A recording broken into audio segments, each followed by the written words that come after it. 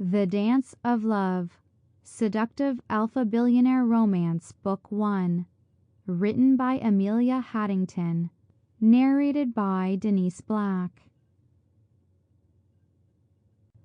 Prologue. I squinted at my computer screen, then turned my tired gaze to the small clock on my bedside table. 6:45 flashed at me in digital green. Sighing, I turned back to my computer and glared at the document I was working on. Gabriela Martinez blinked up at me from the too bright screen. It was all I had gotten done in an hour. And if I didn't hurry it up, I wouldn't get anything done at all.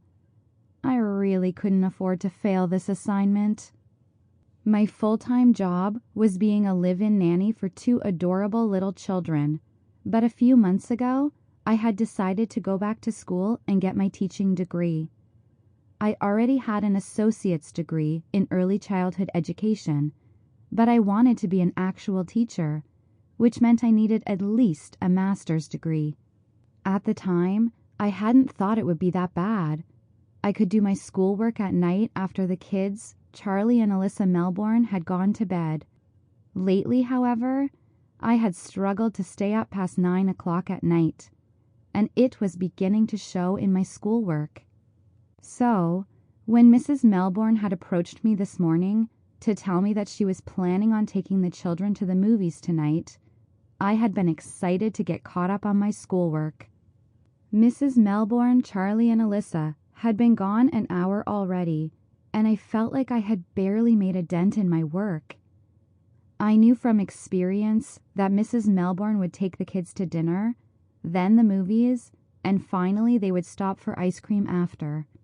The whole night would last about 4 hours, which left only 3 left for me to work. Once the children came home, it would be up to me to get them ready for bed and tuck them in. It had always amazed me how much rich people didn't like to spend time with their kids. Amazed and saddened me, as most of the kids suffered for it. Still, Mrs. Melbourne at least made an effort. She was the lead editor for a major fashion magazine, and her husband was some kind of Wall Street tycoon who had invested in something I wouldn't even begin to remember. Between the 2 parents, the family was wealthy enough to afford a live-in nanny, but the mother at least still enjoyed spending time with her kids. When she could. Mr. Melbourne was never around, it seemed. I had been working for the family for 6 weeks, and had only met him one time, on the day I was interviewed. Mrs. Melbourne had called that same day to offer me the position, but when I arrived, Mr. Melbourne had already left on a business trip. It didn't really matter, since most of my time was spent with the kids and the household staff. I rarely saw Mrs. Melbourne, come to think of it. A small buzzer on my bedside table began buzzing loudly, making me jump. I peered over at the buzzer, frowning. It was used by the children if they needed me during the evenings, but both kids should still be gone. Mrs. Melbourne also had one in her office, I suddenly remembered, but she had never used it before. She preferred to text me, claiming the buzzer made her uncomfortable. Maybe the children had come home early, and Mrs. Melbourne couldn't get a hold of me. I was aware that my job consisted of getting the children ready for bed, because their mother usually had to go into the office most nights. Sighing, I slid off the bed as another buzz rang in my ears. Glancing at my cell phone, I didn't see any missed calls. My anxiety spiked a little as I rushed out of my bedroom. Did something happen to the kids? Padding down the long hallways, I peered into each child's bedroom.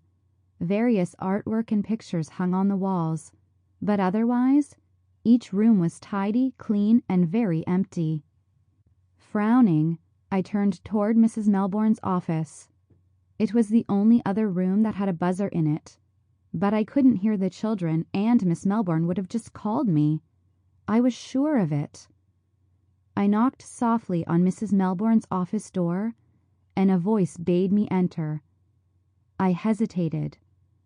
The voice was Sample complete. Ready to continue?